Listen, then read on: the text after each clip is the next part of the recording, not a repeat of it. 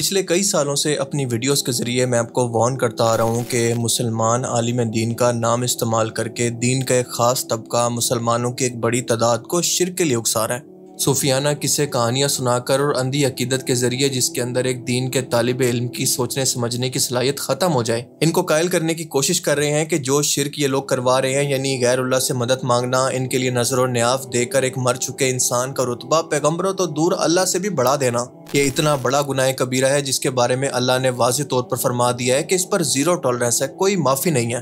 پر یہ جاہل اور مشرک پورے کانفیڈنس کے ساتھ نہ صرف آپ کا ایمان بلکہ آپ کی دنیا اور آخرت دونوں برباد کر رہے ہیں، اور بدلے میں اپنی عوام کو شرک کے راستے پر ڈالنے کے بعد یہ چاہتے ہیں کہ ان کو علماء کرام کہہ کر ان کی عزت بھی کی جائے۔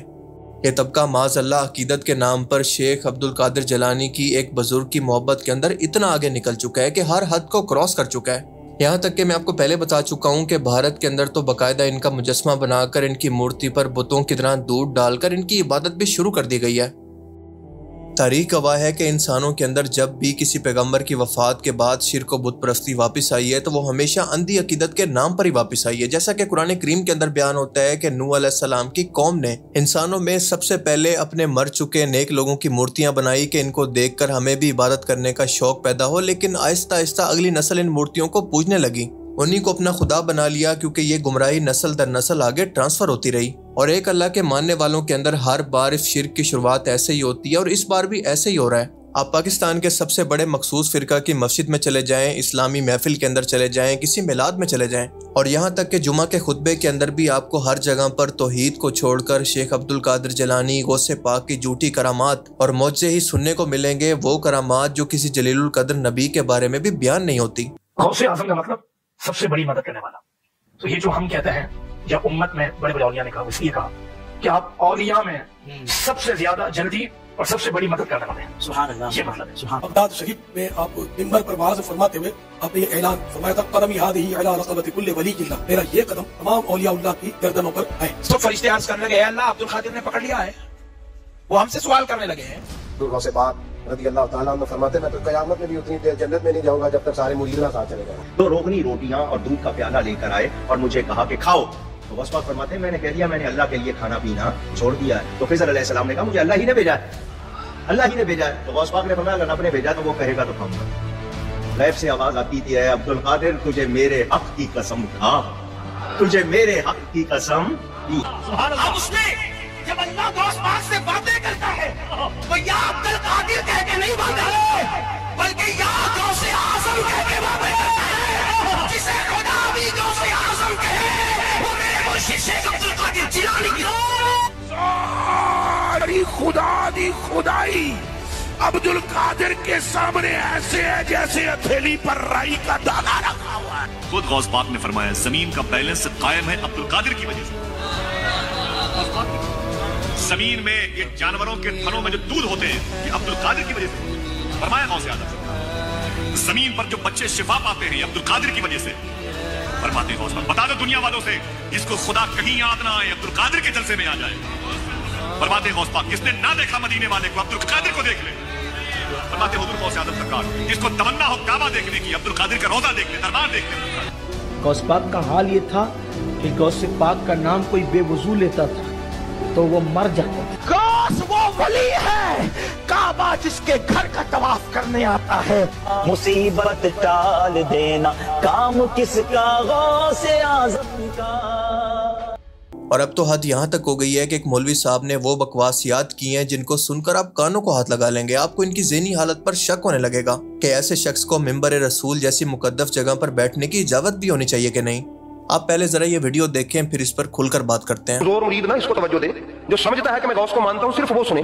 وہ فرماتے ہیں جناب یعقوب کی آنکھوں کی بینائی میرے لعاب دہن سے ٹھیک ہوئی۔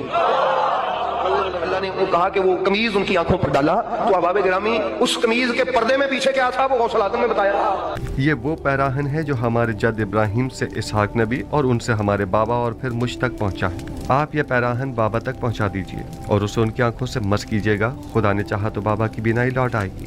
آپ اندازہ کریں کہ یہ بندہ کھلے عام کہہ رہا ہے کہ حضرت یعقوب علیہ السلام یعنی حضرت یوسف علیہ السلام کے والد جو کہ ان کی جدائی کے اندر رو رو کر اپنی آنکھوں کی بینائی گوا بیٹھے تھے وہ غوث پاک کی مدد سے ٹھیک ہوئی تھی۔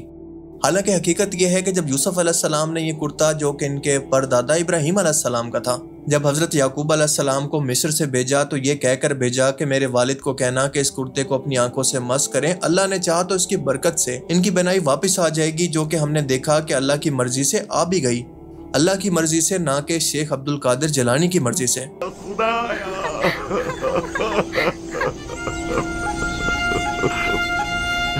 پھر آگے سنیں، وہ مزید کہتا ہے کہ جس طرح سے نبی کریم صلی اللہ علیہ وآلہ وسلم سفر معراج پر آسمانوں کی طرف گئے، بالکل اسی طرح سے شیخ عبد القادر جیلانی بھی جب چوتھے آسمان پر پہنچے تو وہاں پر انہوں نے حضرت ادریس علیہ السلام کے ساتھ ایک باغ کے اندر ملاقات کی اور وہیں پر رک گئے اور آج تک وہیں پر موجود ہیں۔ استغفر اللہ۔ مجھے اپنے مرشد کریم حضور غوث الاعظم سرکار کی اس شان پہ ذرا بھی شک نہیں ہے۔ وہ چلے گئے اوپر معراج کرنے، تو وہ ایک باغ میں، وہ جو جنت کا باغ تھا، وہاں ٹھہر گئے، واپس نہیں آئے، آج تک وہی ہیں۔ حضور غوث پاک فرماتے ہیں انا کنت مع ادریس، میں ادریس کے ساتھ تھا، اس کو اس جنت کے باغ میں بٹھایا، حضور غوث الاعظم نے بٹھایا جنت کے باغ میں، ابھی غوث پیدا ہی نہیں ہوا، اس نے بٹھایا۔ آپ یقین کریں کہ یہ لوگ آہستہ آہستہ جا کر یہ ثابت کریں گے کہ وہ خدا دراصل اللہ نہیں ہے بلکہ غوث اعظم ہے، جو کہ انسانی صورت کے اندر زمین پر آیا تھا، بالکل ایسا ہی جیسا کہ آج کرسچن عیسیٰ علیہ السلام کے بارے میں مانتے ہیں۔ آپ دیکھ لینا، یہ اسی لائن پر چل پڑے ہیں، اور یہی وہ لوگ ہیں جو کہ فتنہ دجال کے سب سے بڑے ساتھی ہوں گے، اس کو کرامات دکھانے والا، معجزات دکھانے والا بزرگ مانیں گے۔ اگر آپ کو یقین نہیں آتا تو آگے سنیں۔ وہ کہتا ہے کہ کوہ طور پر حضرت موسیٰ علیہ السلام کے ساتھ بھی میں موجود تھا، اور موسیٰ علیہ السلام کے ہاتھ میں جو عصا تھا، جو ان کی طاقت تھی جس سے وہ معجزات کرتے تھے، مثال کے طور پر سمندر کے پانی کو 2 حصوں کے اندر تقسیم کرنا، اس کا اسدحہ بن جانا، یہ سب میری طاقت تھی، اللہ کی نہیں۔ استغفر اللہ۔ آپ اندازہ کریں کہ جس شرک سے تمام نبی پوری زندگی لوگوں کو باز رکھتے رہے، قرآن پاک بار بار اس کی سنگینی سے لوگوں کو ڈراتا رہا، ہمارے آخری نبی محمد رسول اللہ صلی اللہ علیہ وآلہ وسلم نے پوری زندگی اسی شرک کو ختم کرنے کے لیے کفار کی طرف سے دی جانے والی تکلیفیں، مصیبتیں، پتھروں کی بارش اور بھوک کو بھی برداشت کیا۔ اسی نبی کی امت کی ایک بڑی تعداد کی حالت دیکھ لیں کہ ان کو توحید کا پتہ ہی نہیں ہے۔ یقین کریں اگر یہ امت آخری امت نہ ہوتی اور اس کا فیصلہ قیامت کے دن نہ ہونا ہوتا تو اب تک ان کے اعمال کی وجہ سے اس پوری امت پر عذاب آ چکا ہوتا، کیونکہ اللہ پاک خود قرآن پاک کے اندر واضح طور پر فرماتا ہے، جس کا مفہوم ہے کہ جس طرح کا جھوٹ یہ مشرک اللہ پر بولتے ہیں کہ نعوذ باللہ اللہ نے بیٹا جنا یا پھر اللہ کا بیٹا ہے، جھوٹ کی وجہ سے پہاڑ بھی ریزہ ریزہ ہو جاتے ہیں۔ اس کا مطلب ہے کہ ان لوگوں کے دل اس پتھر سے بھی زیادہ سخت اور مردہ ہو چکے ہیں۔ توحید سے آری لوگ، قبروں کے آگے سجدہ کرنے والے یہ لوگ اپنے بزرگوں کی محبت اور اندھی تقلید کے اندر بالکل اندھے ہو چکے ہیں، بالکل ایسے ہی جیسے بنی اسرائیل قوم ایک ٹائم کے اندر بچڑے کی محبت کے اندر ہو گئی تھی، اور اسی طرح سے ان لوگوں کو بھی شیطان نے عبد القادر جیلانی کی محبت کے اندر اندھا کر دیا ہے۔ اب یہ جو صاحب ہیں یہ ویسے تو اہل بیت سے محبت کرنے والے ہیں، ان کا دفاع بھی کرتے ہیں، حضرت علی کی شان کو بھی بیان کرتے ہیں، لیکن ساتھ ساتھ اس طرح کی جھوٹی کرامات اور گمراہ کن نظریات سے لوگوں کو گمراہ بھی کرتے ہیں، صرف اس لیے تاکہ ان کا فرقہ بچا رہے۔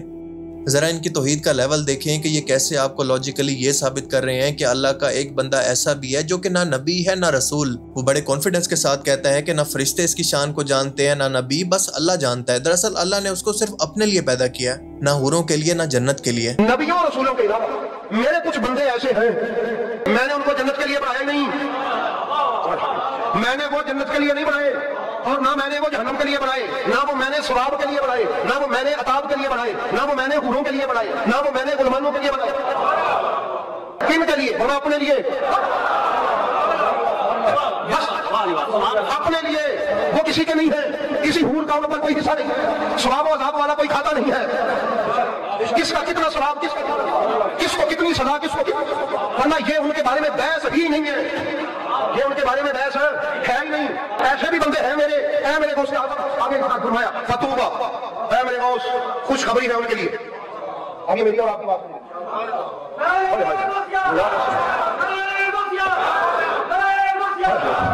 فرمایا توبہ، خوشخبری ہے ان کے لیے، لمن آمن بہم، جو ان پر ایمان لایا۔ وہ نبی نہیں ہے جو ان کو مان گیا، جس نے ان کی شانوں پر ایمان رکھا، جس نے ان پر یقین رکھا۔ طوبی لہم، ان کے لیے خوشخبری ہے، ان کے لیے میری بارگاہ سے انعامات ہیں، ان کے لیے میری بارگاہ سے کرم نوازیاں ہیں۔ یا اللہ کن کے لیے؟ فرمایا جو ان کو مان گیا، جو ان پر ایمان لایا۔ اچھا اب یہ کون ہے جن پر ایمان لاتے ہیں، مانتے ہیں اللہ تے اللہ رسول؟ یہ کون ہے جو ذات رسالت سے اتنے جڑے ہوئے ہیں کہ ان پر بھی ہم نے ساتھ ایمان رکھنا ہے؟ ان کی شان کیا کیا کیا ہے یہ نام ہی پتا ہو تو خیر، مننا والا ہوئے بس۔ ماننے والا ہو، اتنی ان کی شانیں ہیں۔ اس کے بعد ارشاد فرمایا ثم قال علی، پھر اتنی باتیں کرنے کے بعد مجھ سے کہا یا غوث الاعظم، اے ولیوں میں بڑے غوث ہے، سن وانت منہم، ان کا تعارف یہ ہے کہ ان میں سے ایک تو ہے۔ اب یہ کس طرح کا اسلام ہے، یہ کس طرح کے نظریات ہیں، یہ کس طرح کی ذہن سازی ہے، مجھے سمجھ نہیں آ رہا۔ یہ سب کچھ قرآن میں کہاں پر لکھا ہوا ہے، حدیث میں کہاں پر لکھا ہوا ہے؟ وہاں پر تو ہو ہی نہیں سکتا، کیونکہ یہ توحید کے ساتھ ٹکراتا ہے۔ اسی طرح سے مسلمانوں کے اندر توحید کو ختم کر کے اس کے اندر یہ شرک کے بیج کا پودا لگانے کی کوشش کر رہے ہیں، جو کہ ٹائم ٹو ٹائم آگے جا کر شرک کی طرف ان کو لے جائے گا۔ اللہ تعالیٰ ان کو ہدایت دے۔ اس سے پہلے آپ جانتے ہیں کہ ہمارے ہمسایہ ملک بھارت کے اندر ایک مینٹل کیس غوث پاک کی کرامات کے اندر اتنے اضافے کر چکا ہے کہ وہ مردوں کو زندہ کرتے تھے۔ اللہ پاک ان کو اپنی قسمیں دے کر کہا کرتا کہ میری قسم سے کھا اور میری قسم سے پی۔ وہ لوگوں کو اپنے حکم سے ولی بنایا کرتے تھے اور کوئی ان کا مرید توبہ کیے بغیر مر نہیں سکتا تھا۔ رسول اللہ صلی اللہ علیہ وآلہ وسلم جب سفر معراج پر تشریف لے گئے تو جس براق پر آپ سوار ہونے لگے تو اس کی رسی شیخ عبد القادر جیلانی کے ہاتھ میں تھی، اور انہی کے کندھوں پر پاؤں رکھ کر آپ اس سواری پر سوار ہوئے تھے، معاذ اللہ۔ اور سب سے بڑھ کر چوتھے آسمان پر جب اللہ کا آسمان سے پاؤں پھسلا، وہ نیچے گرنے لگا، تو عبد القادر جیلانی نے ان کا ہاتھ پکڑ کر ان کو واپس کھینچ لیا، اور تب سے اسی وجہ سے ان کا نام دستگیر پڑ گیا۔ I'm speechless کہ ایک بت پرست اور کافر بھی شاید اپنے خدا کی تذلیل اور گستاخی ایسے نہیں کرتا ہوگا جس طرح سے یہ لوگ خود کو مسلمان کہہ کر کرتے ہیں، اور ظاہر ہے کہ ان لوگوں کی وجہ سے غیر مسلم بھی ان کو دیکھ کر اسی کو اسلام سمجھتے ہوں گے۔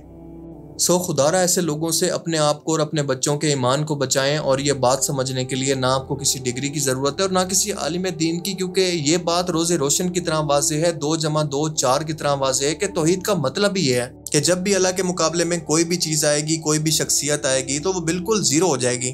یہ اسلام کا بالکل سمپل اور بیسک قانون ہے جو کہ ان کو ابھی تک سمجھ نہیں آیا۔ اللہ پاک سے دعا ہے کہ وہ ہمیں سمجھنے کی اور نیک عمل کرنے کی توفیق عطا فرمائے، آمین۔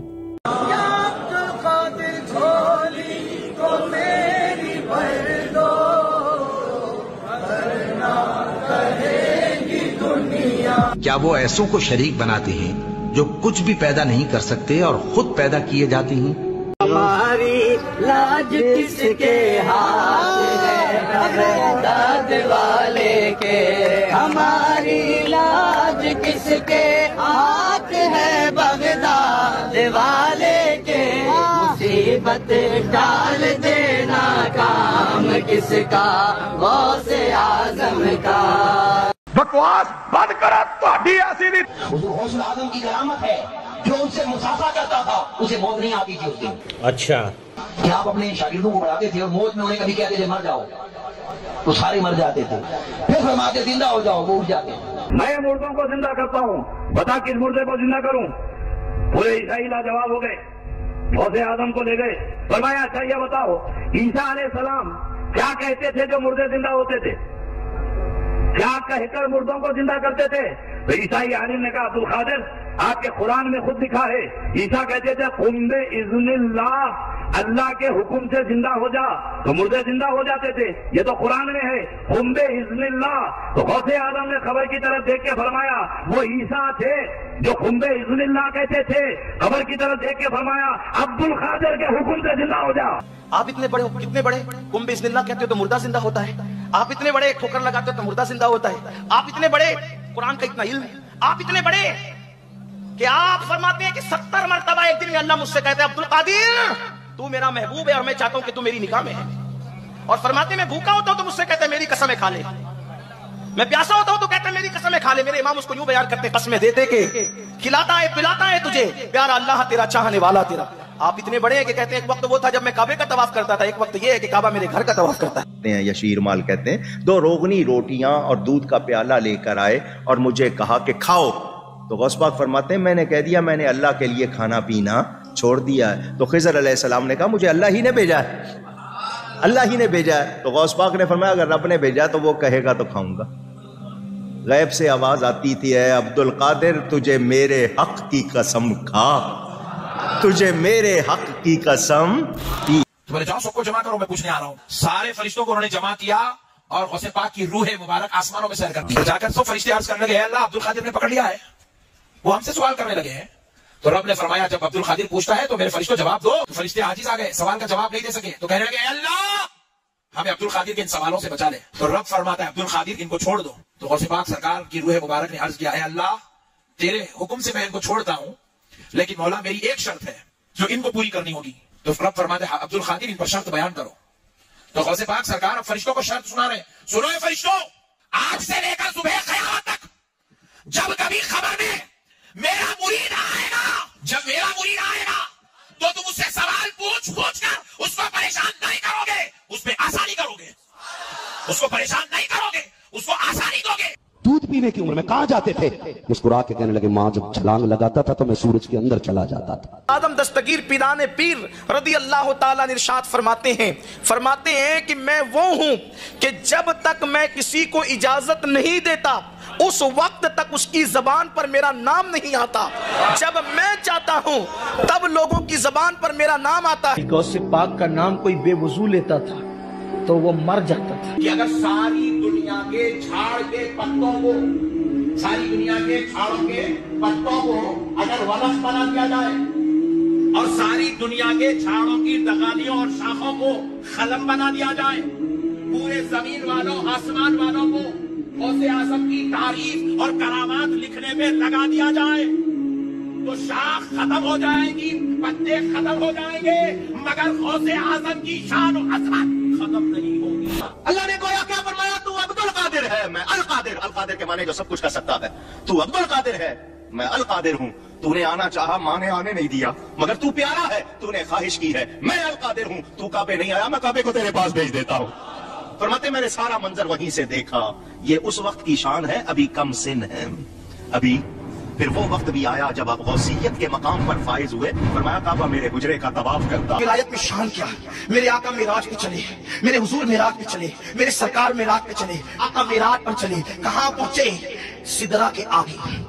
सिदरा के आगे जब हुजूर गए और वहां किसी की रूह जवान की मौजूद है, हुजूर काबा कौसैन में जाना चाहते हैं, वो जवान अपनी गर्दन पेश करता है, हुजूर कदम रख करके चले जाते हैं और अल्लाह से पूछते अल्लाह ये था कौन?